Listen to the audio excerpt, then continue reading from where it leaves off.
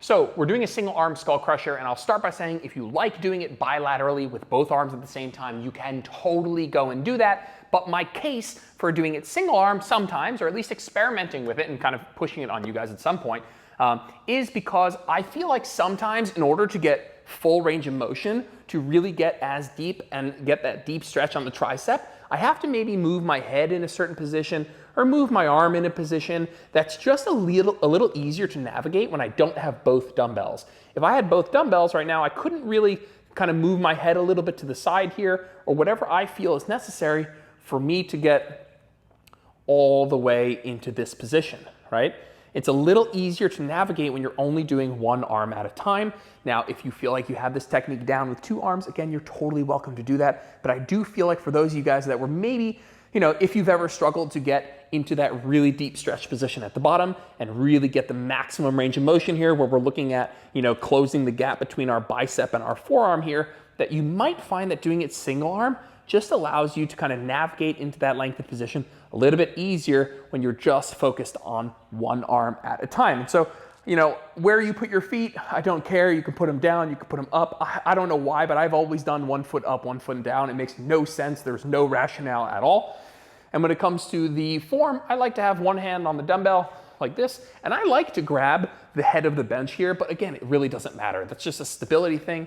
And when I'm going down, we're bending at the elbow, and we're trying to get as deep and stretched in that tricep as we can.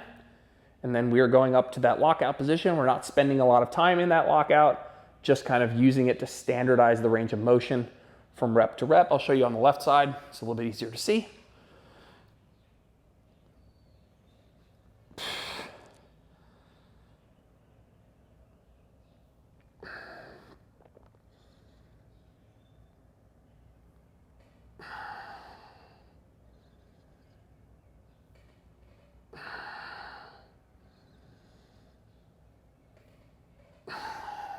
So again, if you like doing it double arm, totally fine with me. But if you found that you doing it single arm allowed you to get a little bit deeper, maybe maneuver your head or your arm into a more comfortable position, then that's really why we're doing this. In previous mesocycles, previous programs, we've used a slight decline bench. You can do that here if you've enjoyed that or if you want to give it a try using a slight decline. I'm not recommending we do it that way, only because it's not a huge benefit. There's a small difference.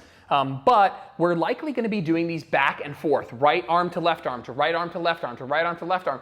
And you're not actually going to be sitting up at all until you're done with the entire workout. That isn't always how we'll be doing it, but chances are that's how we'll be doing it. It's right arm, right into the left arm, maybe 20-second rest or something, back into the right arm. And if you spend that long in the decline position, you might feel like you get some blood rushing to your head. I've tried that before. It's not super comfortable. So I prefer doing it with the flat bench, just so I'm not kind of having that blood rush to my head for a 3-minute set or something like that. But again, you're very welcome to give that a shot if you like the decline. If you've done it, you've enjoyed it, or you want to give it a try, use a slight decline bench. It provides a slight variation to a flat bench skull crusher.